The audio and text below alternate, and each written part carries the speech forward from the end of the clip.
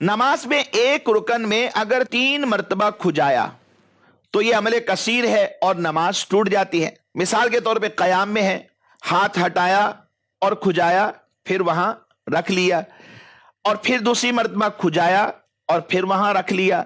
2 मरतबा की एक रुकन में इजाजत है। अब तीसरी मरतबा जैसे ही खुजाने के लिए हटाया तो यह अमल कसीर है, इससे नमाज टूट जाती। कसीर लोग इस मसले से गाफिल है, लिहाजा इसमें तवज्जो की हाजत है। यह तो मसला वो है कि जिसमें हाथ को हरकत दी जा रही, कयाम में है तो 2 मरतबा की इजाजत, सजदे में है 2 मरतबा की इजाजत, फिर रुकू में है तो 2 मरतबा की इजाजत, यानी हर रुकन में 2 मरतबा की इजाजत तो है। तीसरी मरतबा करते अमले कसीर नमाज टूट जाती है। तो क्या अगर खड़े खड़े किसी वजह से पांव को हरकत दी जाती, एक पांव उठाया दूसरे पांव में खुजा लिया या पिंडली पे खुजा लिया, तो क्या यही उसूल यहां पर भी लागू होगा या नहीं?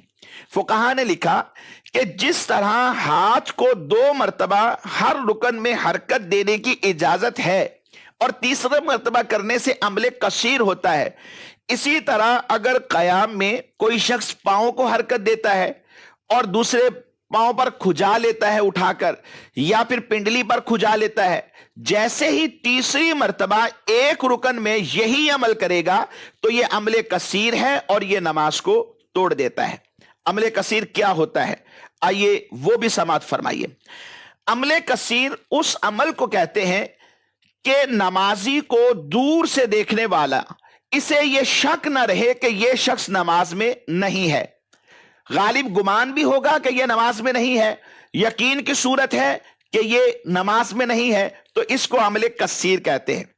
और अगर यह शक में पड़ जाए कि यह नमाज में है या नहीं है, यानी कैफियत ऐसी है कि देखने वाला शक में पड़ गया है, तो इसको अमले कलील कहते हैं। अमले कलील नमाज को नहीं तोड़ता, अलबत्ता अमले कसीर जो है यह नमाज को तोड़ देता है।